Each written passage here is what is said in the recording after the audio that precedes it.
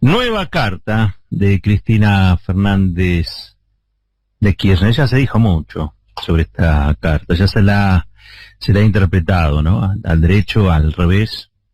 Cada uno ha querido leer en la carta lo que se le antoja. Y esto tiene que ver con el estado de situación, tanto en la relación gobierno-oposición como al interior de la coalición de gobierno, ¿no? Es un estado de situación con tensiones diversas que hace que cada uno se vaya poniendo más enfáticos con algunos de los párrafos de la carta y otros directamente apunten a otros párrafos. Hoy leí varias notas que decían cómo se tomó el gobierno la carta de Cristina, ¿no? Y este es el gobierno de Cristina, salvo que la pongan afuera del gobierno, que no creo, digo, ¿no? Yo creo que hay una gigantesca operación, pero sobre todo una gigantesca necesidad de los sectores de la oposición por quebrar el pacto de convivencia.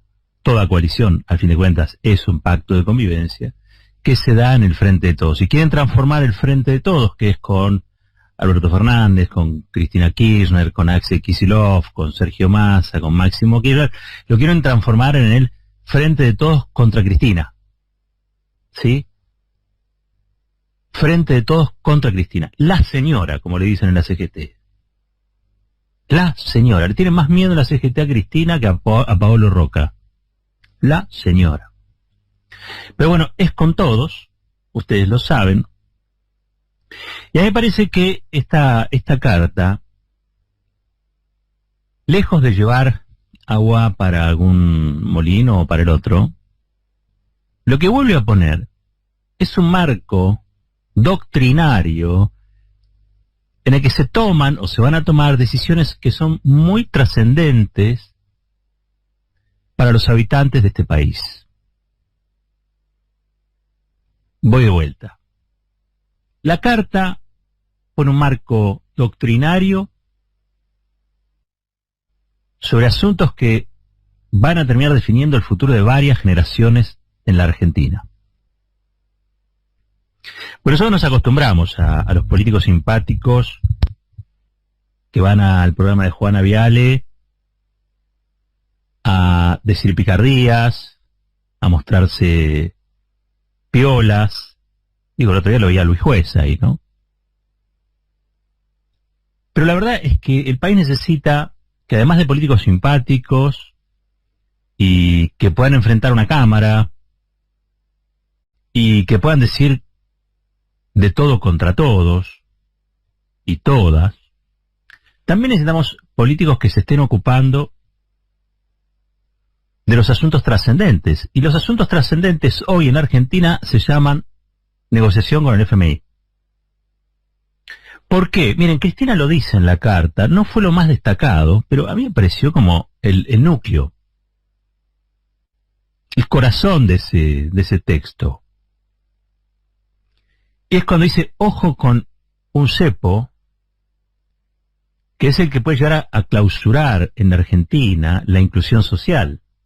O sea, un mal acuerdo con el fondo, orientado al recorte y al ajuste, puede constituir un cepo a los sueños, las esperanzas, los anhelos, los deseos de millones de argentinas y de argentinos que necesitan saber que si trabajan van a vivir del 1 al 30 del mes. Habla Cristina de una especie de cepo a la educación, cepo a la salud, cepo, digo, ojo, porque lo que está diciendo Cristina es la base de la gobernabilidad en un sistema democrático. Todos los gobiernos que estallaron, todos los gobiernos que estallaron por el aire, todos los gobiernos que terminaron derrotados en las urnas, todos incumplieron el contrato electoral. De alguna u otra manera, decidieron hacer lo contrario de lo que habían prometido. Pasó con Menem, pasó con De la Rúa, pasó incluso con ese dual de provisional, ¿sí? Todos de alguna u otra manera traicionaron algo de lo que habían prometido. ¿Sí? Eso es lo que los volvió gobiernos frágiles. Porque no es diciéndoles sí al establishment, ni diciéndoles sí a todo, a los organismos multilaterales de crédito, ni diciéndole todo que sí a los Estados Unidos o a su Cámara de Comercio, o diciéndole todo que sí a las corporaciones que hace uno un buen gobierno. Un gobierno administra una tensión entre esos grupos de poder fáctico y el poder popular, la voluntad popular expresada en las urnas. Administrar eso es gobernar. ¿Y qué pasa con los gobiernos que administran más para un lado que para el otro? Si administran mejor para el lado del pueblo, son reelegidos, son aplaudidos, se tiene un buen recuerdo. Incluso hoy a mí me causa gracia porque hasta la derecha a veces reivindica a Néstor Kirchner con tal de poder criticar a Cristina, ¿no? Pero bueno, que Néstor Kirchner ofreció elementos objetivos de bienestar que han quedado en la memoria popular. Entonces no le cuesta nada a un Pinedo, no le cuesta nada citar a Néstor Kirchner para decir que Cristina es una bruja. Pero bueno, tienen un Néstor Kirchner del cual valerse para al menos argumentar. Nunca, eso mismo que dije, no. Pero lo cierto es que pueden, por ejemplo, usar a Néstor Kirchner para explicarle a Cristina Kirchner la importancia de los superávit gemelos. ¿No? Lo habrán escuchado más de una vez. Porque Néstor tenía muy claro que no había que incrementar el gasto, que había que desendeudarse. Sí, siempre, digamos, para reivindicar a Néstor en contra de Cristina, reivindican una parte. O sea, le hacen un tajo a la historia, la editan. Porque no habría Néstor sin Cristina, del mismo modo que no hubo Cristina sin Néstor. Pero además, la importancia de los superávit, nadie la niega. Los gobiernos kirchneristas no han sido gobiernos a los que les guste el déficit fiscal, no es que están enamorados del déficit fiscal, pero ponen el eje, y sobre todo, en el déficit social. Son los únicos gobiernos que, viniendo de la política tradicional y del peronismo, después de Menem, que tuvieron esa sensibilidad y son los que expusieron esto que acabo de decirles. Un gobierno se sostiene, un gobierno está consolidado, se vuelve más sólido, es más fuerte, no cuando grita un pavote, como le pasaba de la Rúa, y golpeaba la mesa, ¿sí? No cuando se hace el fuerte con los débiles, y el débil con los poderosos. Un gobierno es fuerte, está consolidado, y está garantizada su gobernabilidad y su mandato, cuando en las decisiones que va tomando día a día y un poquito, garantiza el bienestar prometido en una contienda electoral. Si no, no se entiende por qué Macri se fue. Porque, miren, Macri tiene todo. Algunos dirán, tiene ojos azules. No, eso es lo de menos. Macri tiene los diarios a su favor, a todas las embajadas verdaderamente gravitantes a su favor, menos la China, póngale. A todo el establishment local, al poder corporativo, al poder empresario. Logró reunir a todos los bloques del poder económico en la Argentina, el financiero, el productivo, los exportadores, los importadores, los bancos. Todos decían con Macri, tenemos el mejor equipo de los 50 años. No lo decía él solo, no lo hagan pasar por loco a Macri. No lo hagan pasar por loco a Macri. Lo decían todos, y sobre todo lo decían los diarios de esos bancos, de esas corporaciones. Todos decían, estamos salvados. Veían a Sturzenegger, a Pratgay, a Duhovne, a Melconian, y la verdad es que estaban extasiados, deliraban de alegría. Porque al fin habían llegado, como dice Rinconet, los economistas serios. Pero el gobierno de los CEOs de las corporaciones fue un desastre. El gobierno de los CEOs de las corporaciones hizo un desastre, nos endeudó hasta la coronilla. Quebró nuevamente el sistema productivo recobrado durante los años kirchneristas. Donde había ocupación, generó nuevamente desempleo. Y donde había salarios más o menos dignos, devolvió salarios miserables. ¿Cómo no podemos ver eso? Sí, lo vemos, por eso perdió. No pudo sostener una sola cosa de las que prometió en campaña. que la inflación iba a controlar, que los salarios iban a crecer. No pudo sostener una sola cosa. Y todos los economistas serios, los economistas que quería el estable, los economistas que querían Jonathan Viale, Luis Majul, Jorge Lanata, todos los economistas serios fracasaron. Tienden por seriedad no saber hacer chistes. En realidad son niños mimados del establishment, que repiten las cosas que el establishment les dice, y se da ahí una relación simbiótica, finalmente, entre esos economistas, esos empresarios, esos banqueros, esas embajadas. Y tienen una obsesión, una manía que se llama déficit fiscal. Bueno, buscando el déficit fiscal cero, se pusieron de palangana en la cabeza un país, la República Argentina. Lo endeudaron, lo volvieron más pobre y más miserable, lo paralizaron, y después, bueno, después vino la pandemia. ¿Pero por qué estoy haciendo este raconto? Es un raconto que hacemos casi todas las semanas. Yo porque estoy convencido de que la capacidad amnésica de la comunicación hegemónica, de la comunicación concentrada, es enorme. Cuando los tipos deciden hacer un monopolio comunicacional, no deciden hacer un monopolio comunicacional porque quieren que Mañeto sea feliz. Ese monopolio comunicacional es funcional a los monopolios y oligopolios que gobiernan la Argentina, que son los que te aumentan los productos en el súper. Fíjense, los que apoyaron a Macri son en su gran mayoría corporaciones que en esos 4 años hicieron grandes negocios.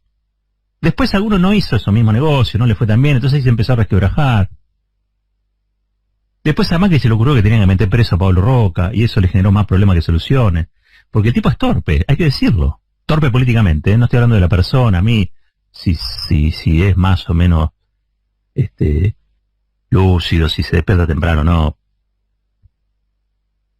¿Qué problema hay? Me refiero a la torpeza política. La torpeza política, un tipo que se llevaba todo por delante. Como todo chico rico. Macri no fue otra cosa más que un exponente, el más inteligente, ¿sí? El más inteligente, porque se propuso cosas que consiguió, generó estrategias para lograrlo. ¿Lo ayudaron? Sí, lo ayudaron. Pero el más inteligente de su franja social. ¿Sí? No lo vean como un sonso. Cuando yo digo lo de torpe, es políticamente hablando, no estoy hablando de la persona.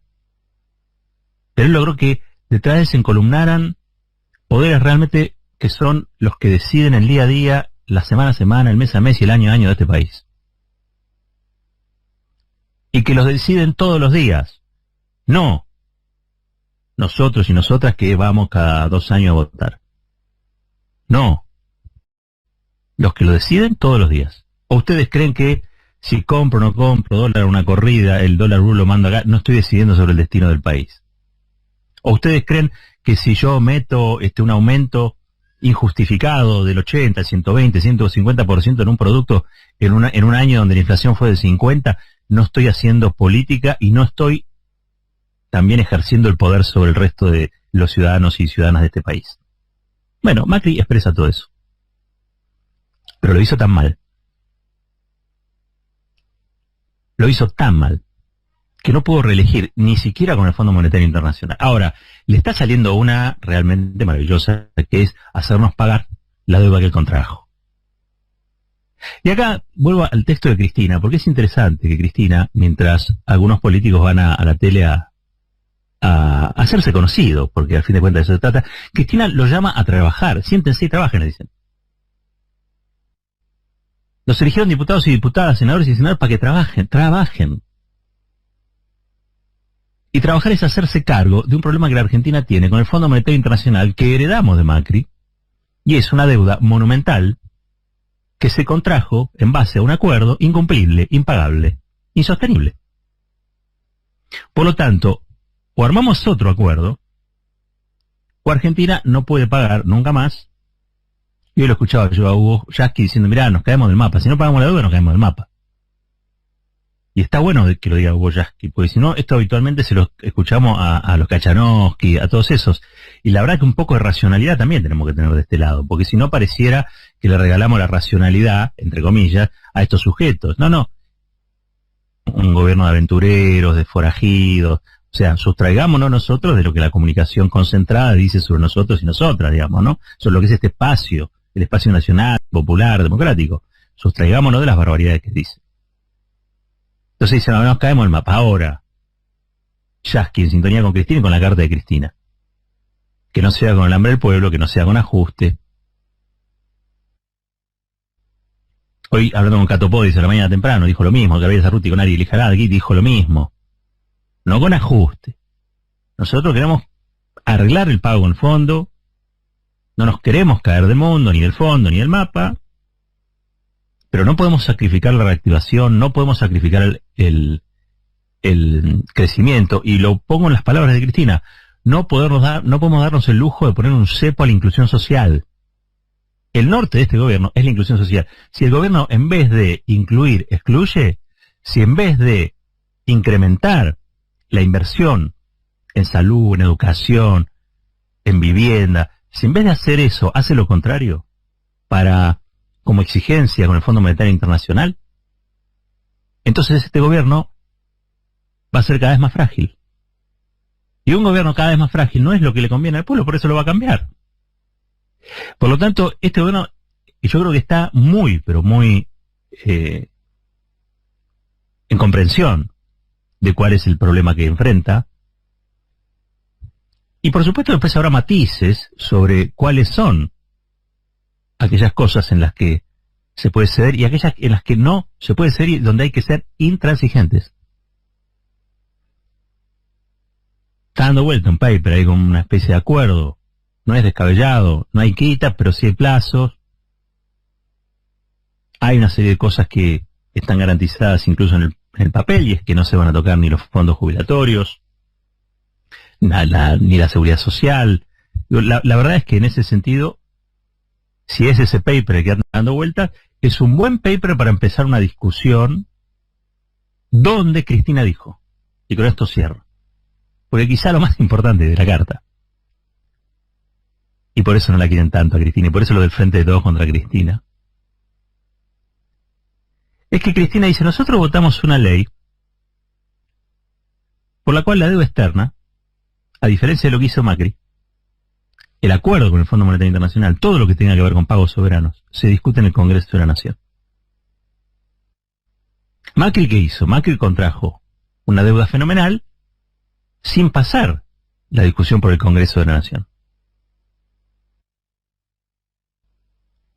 Cristina, ¿qué es lo que está pidiendo? Mire, después se fue Macri y nosotros votamos una ley. Y en esa ley estamos diciendo que cualquier arreglo con el fondo tiene que ser discutido, debatido, acordado, refrendado por el Congreso de la Nación. Es decir, involucró a los 250 y pico de diputados, a todos, diputados, senadores, todos van a tener algo para decir. Y el lugar donde lo tienen que decir no es en lo de Juana Viale, en lo de Kuznetsov, en el TN, no. El lugar es el Congreso de la Nación. Ahí van a tener que ir a defender cuánto le quieren recortar a los jubilados los que defienden el acuerdo que hizo Macri, porque Macri dice, las deudas hay que honrarlas. Sí, honrala vos. Porque si para honrar la deuda tenemos que sacrificar a millones de jubilados y jubiladas, o a los pibes durante una generación más, y la verdad que no. Esa deuda no se puede honrar, esa deuda se discute, se pelea. Y no se va a discutir a los canales. Esa deuda se discute y se pelea, y el acuerdo se pelea en el recinto del Congreso de la Nación. ¿Saben por qué? Porque está representado el pueblo argentino. Y esto afecta al pueblo argentino. ¿Por qué? ¿Qué es lo que quiere el fondo? Yo le voy a decir lo que quiere el fondo. Y por eso lo de Cristina funciona como una linterna, ¿no? Como un foco.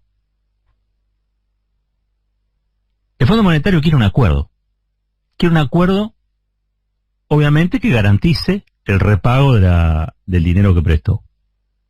A cambio de eso exige lo de siempre. Contracción, ajuste del gasto, todas esas cosas, ¿no? bajar el déficit fiscal, incrementar la balanza comercial, cosas que algunas son de perogrullo, otras no tanto, pero más o menos siempre pide lo mismo, en fondo. Recorte.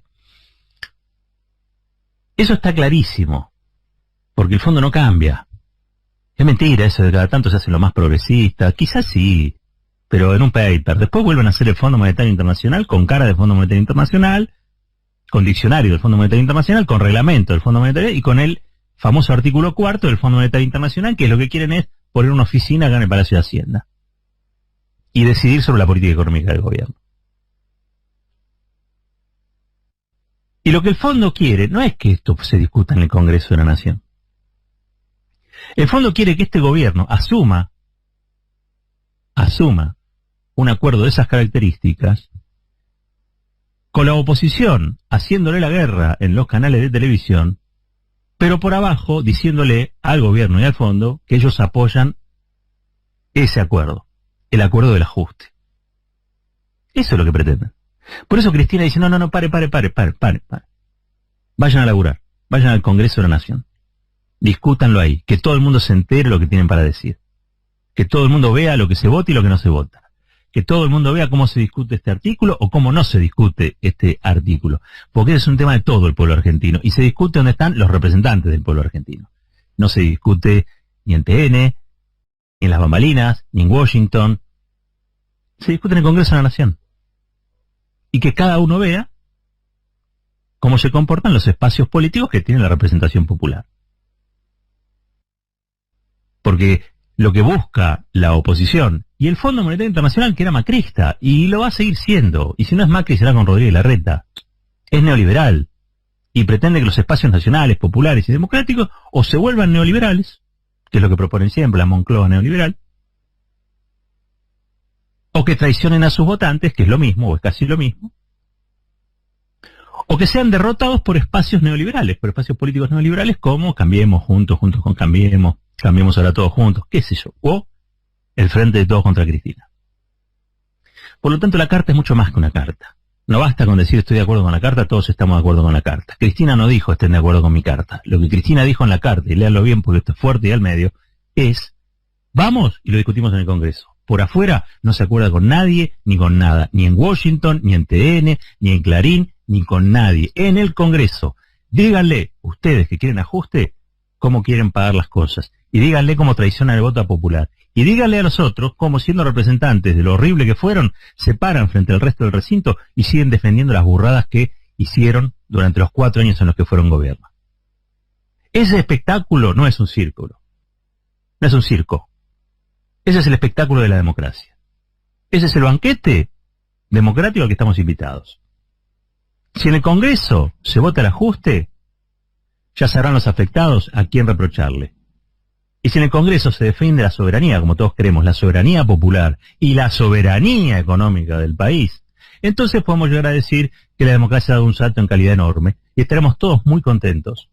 Y le agradeceremos a Cristina una vez más, porque en estas cartas y con estas cartas va dando un marco doctrinario a la discusión política en la Argentina, que si no sería simplemente una discusión sonsa sobre si Cristina además con menos dañina, si habla, si no habla, si es más alta, si es más baja, si la vecina de arriba, la del techo de Cristina, si la vecina de abajo.